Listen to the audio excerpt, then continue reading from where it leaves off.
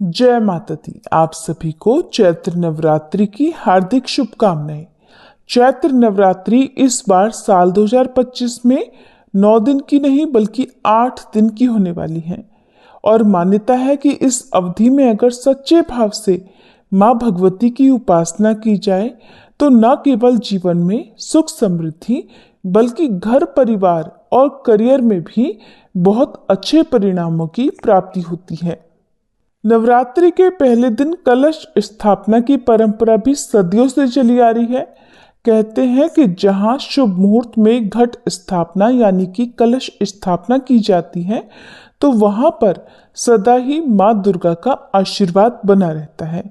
उस घर में या परिवार के सदस्यों पर संकटों के बादल कभी नहीं मंडराते। इसीलिए भक्त अपनी श्रद्धा और सामर्थ्य के अनुसार नवरात्रि के दिनों में मां भगवती के 9 अलग अलग रूपों की पूजा अर्चना करके उपवास भी रखते हैं।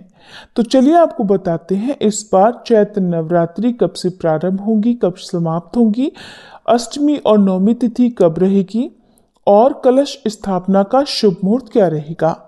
इस बार तिथियों की गड़बड़ के कारण आपके मन में ये प्रश्न भी जरूर होगा कि नवरात्रि में किस दिन किस देवी माँ की पूजा की जाएगी और अष्टमी और नवमी तिथि क्या इस बार एक ही दिन पड़ रही है या फिर अलग अलग दिन में अपने मुहूर्त के अनुसार ही पूजा की जाएगी।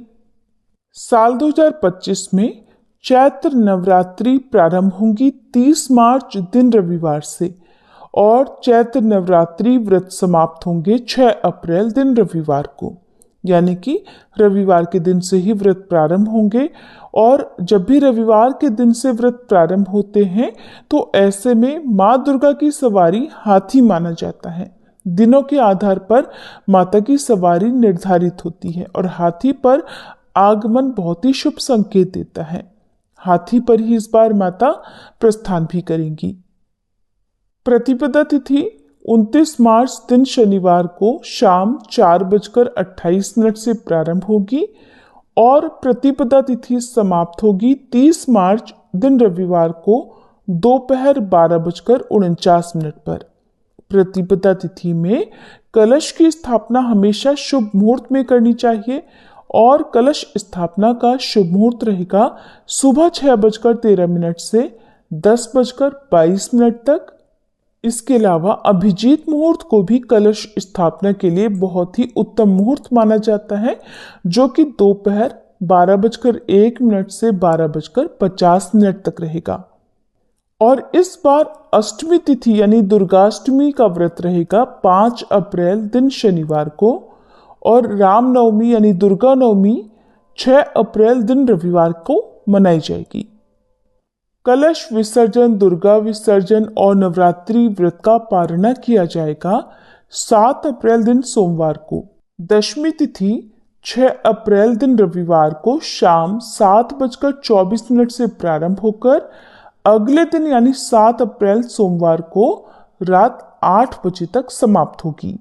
वैसे तो दशमी तिथि में ही कलश विसर्जन और नवरात्रि व्रत का पारणा करना चाहिए, लेकिन बहुत से भक्त अष्टमी तिथि के दिन जिनके घर में कन्या पूजन होता हो वो कन्या पूजन करने के बाद अन्न ग्रहण कर लेते हैं, तो कुछ लोग नवमी तिथि के दिन कन्या पूजन करके अन्न ग्रहण कर लेते हैं और फिर नवमी तिथि को ही शाम के समय सूर्यास्त से पहले पहले कलश विसर्जन भी कर लेते हैं। ऐसे में अगर हो सके तो आपको दशमी तिथि के दिन ही माता की चौकी हटानी चाहिए। कलश का विसर्जन भी दशमी तिथि को ही करना चाहिए। अगर बात करें इस बार नवरात्रि में किस दिन किस देवी माँ की पूजा की जाएगी, तो इस बार जैसा कि आप जानते ही हैं 30 मार्च से नवरात्रि प्रारंभ होंगी, तो इस दिन तो घट स्थापना और माँ शैलपुत्री की पूजा की जाएगी। इसके बाद अगले दिन 2 तिथि एक साथ पड़ रही हैं, तो 2 तिथि में यानी माँ ब्रह्मचारिणी और माँ चंद्रघंटा की पूजा एक साथ की जाएगी, एक ही दिन की जाएगी। और इसके ठीक अगले दिन से क्रमशः माँ कूष्मांडा, माँ स्कंद माता, माँ कात्यायनी, माँ कालरात्रि, माँ महागौरी और माँ सिद्धिदात्री की पूजा की जाएगी। अगर आप नवरात्रि के व्रत रखते हैं तो इस बात का आपको विशेष ध्यान देना है कि नवरात्रि में केवल और केवल दूसरे दिन 2 देवियों की पूजा एक साथ की जाएगी, बाकी आपको लगातार जिस क्रम से पूजा करनी होती है उसी क्रम से करनी होगी।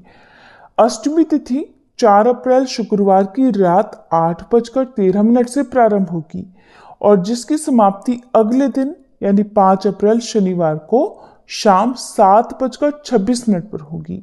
इसके बाद से ही नवमी तिथि प्रारंभ होगी। तो ऐसे में आप ध्यान जरूर रखिएगा कि मां महागौरी की पूजा यानी अष्टमी तिथि की पूजा आपको 5 अप्रैल दिन शनिवार को करनी है।